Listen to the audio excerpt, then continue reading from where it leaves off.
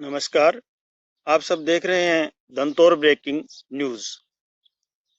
किसानों को बहुत परेशानी का सामना करना पड़ता है खेती करते समय। वो आप देख रहे हैं नहर में ये बड़े बड़े कीकर के जो टहनियां हैं, डाले हैं मोटे मोटे, वो आकर नहर आती है तो गिर जाते हैं, आंधी आती है तो गिर जाते हैं। कई दिनों से नहर बंदी के बाद नहर आती है और बीच में आंधी आई हुई हो तो वो ये जो टहनियां हैं ये नहर के अंदर गिर जाती है, और गिरने से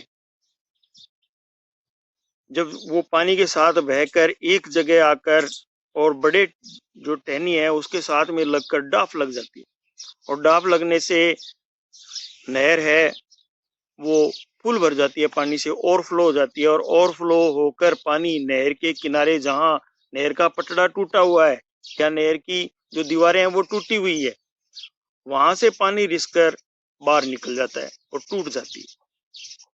नहरों की हालत बहुत जर्जर है, किसान परेशान है। सरकार की तरफ से कोई प्रयास नहीं किया जा रहा। महंगाई राहत कैंप तो लगाए जा रहे हैं पर किसान राहत कैंप नहीं लगाए जा रहे।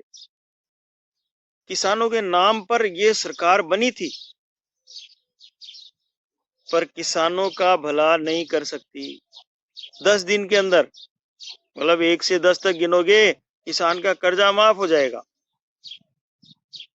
किसान का कर्जा माफ होना छोड़े, किसान का कर्जा चूक नहीं रहा है इन फसलों से। जब फसल बोता है किसान तो तरह तरह की जो खाद है वो बाजार में चल गई। पहले डीएपी, सुपर ये आसानी से मिल जाती थी, पर वो आजकल आसानी से नहीं मिलती। तो वो महंगी महंगी खादें लाकर, जो काम भी नहीं करती, वो लाकर डालता है कि 1400 रुपए का थैला है, 1500 रुपए का थैला है, 1700 रुपए का थैला है। कहीं सल्फर है, कहीं वो क्या पता क्या क्या दवाई है, वो लाके डालता है। जैसे दुकानदार बताता है वैसे लाके डालता है। फसल बोता है, फसल को पालता है, और पालने के बाद में जब लास्ट में पानी की और जरूरत होती है तो वो पानी बंद हो जाता है। किसान पानी के लिए आंदोलन करता है, आंदोलन करके ज्यों त्यों मरती फसल को जिलाने का प्रयास करता है, पर जो समय पे हमें पानी मिलना चाहिए किसानों को, वो पानी नहीं मिल रहा। समय पे खाद मिलनी चाहिए, यूरिया, वो नहीं मिल रही। डीएपी समय पे मिलनी चाहिए, वो नहीं मिल रही। और गहलोत जी, हमारे मुख्यमंत्री महोदय, महंगाई राहत कैंप चला रहे हैं सिर्फ चुनाव जीतने के लिए, कि हमें वापस सत्ता में आना है और सत्ता में आके लूट मचानी है। अब ये लूट मचाने का खेल कब बंद होगा? जनता कब जागेगी? किसानों की हालत खराब है।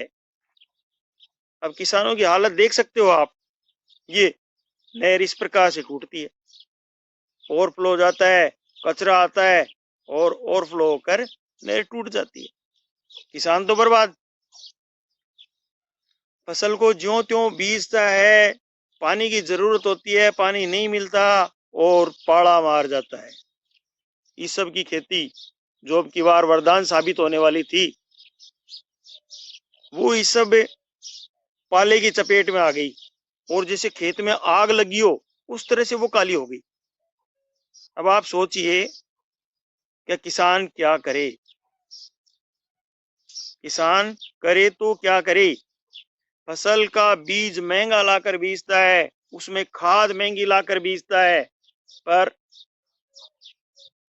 खेती जब पकने को कगार पे या तो जो बढ़ने के कगार पे होती है, उस समय पानी की कमी मार जाती है, खाद की कमी मार जाती है, कभी मौसम की मार पड़ जाती है। और गहलोत जी महंगाई राहत कैंप तो लगा रहे हैं, पर किसानों की राहत कैंप कब लगाओगे? किसानों का जो मेहनत करने का तरीका देखकर भी आपका दिल नहीं पसीज रहा है, तो आप समझो किसानों की हालत क्या है। बैंकों की केसीसी का ब्याज नहीं चुका पा रहा है किसान।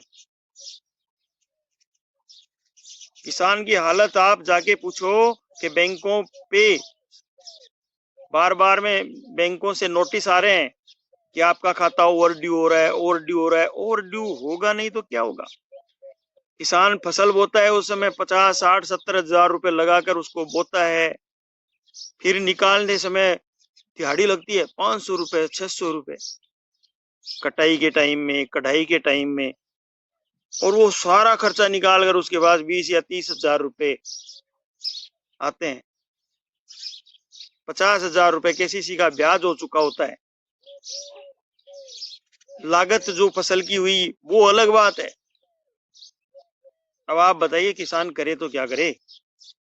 ये नहरें इस प्रकार से टूटती रही, चलती रही, तो किसान तो मुश्किल ही पनप सकता है।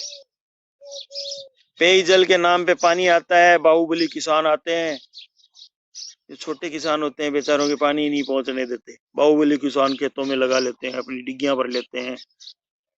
और जब वो छोटा किसान लगाने का प्रयास करता है तो ये टक निकालने नहीं आया था। अरे टक के बारे में कभी सूचना ही नहीं दिया आप लोगों ने। किसान को सूचना दो, फोन करो, या कोई मिले तो उसके थ्रू आप उसकी सूचना पहुंचाओ कि भैया आज खाड़ा निकालेंगे, नहर की साफ सफाई करेंगे। क्योंकि अब नहर की साफ सफाई भी किसान को ही करनी पड़ेगी। अगर आप सरकार के भरोसे रहोगे तो बेलदार तो सब रिटायरमेंट हो गए, और बेलदार रिटायरमेंट हो गए, नई भर्ती ये ले नहीं रहे हैं। टेंडर प्रक्रिया कर दी कि सिल्ट निकालेगा ठेकेदार। अब सिल्ट कब निकालेगा? एक बार जब पानी छोड़ेंगे ना, उसमें जो बार बार होता है ना, वो वाला सिस्टम नहीं करेगा ठेकेदार। एक बार निकालेगा, और एक बार निकालेगा तो जो उसमें छड़े पड़े हैं, कुछ भी पड़े हैं, वो उसके किनारे ही डाल देगा नहर के। जब आंधी आएगी वो वापस नहर में धूं।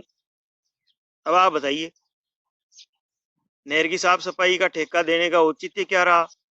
आपके पास संसाधन नहीं है, पानी पहुंचाने का पूरा प्रयास सरकार करती नहीं है। उसके लिए भी किसान रो धो के लड़ता है, हेड पे जाके धरना देता है, तब जाके वो थोड़ा बहुत पानी मिलता है। और पानी मिलता है तो वो फसल की लागत ही पूर्ति नहीं होती। महंगा बीज लाता है, 1 किलो बीज 900 रुपए किलो, 1000 रुपए किलो। अब आप सोचिए किसान करे तो क्या करे? किसान की हालत दयनीय है। अब आप देखो, ये जो चलचित्र चल रहे हैं इसमें देखो किसान कैसे प्रयास कर रहा है,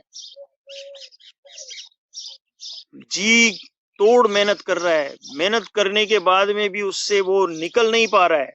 ट्रैक्टर लाता है, ट्रैक्टर लाकर वो उसको खींचने का प्रयास करता है, पर समय पे छड़े नहीं निकले तो नहर टूट जाती है, और निकल गए तो पानी पार हो जाता है। पानी पार होता है तो वो फिर पानी में लग जाता है बेचारा। अब आप सोचिए क्या होगा किसान का। गेहलोत जी, आपसे निवेदन है कि आप ये महंगाई राहत कैंप लगाकर जो बजट का बंटाधार कर रहे हैं, वो किसान राहत कैंप लगाओ, किसानों की हालत को सुधारो। किसान बर्बाद हो रहा है। अब आप सोचिए, किसानों का भला करेंगे नहीं करेंगे?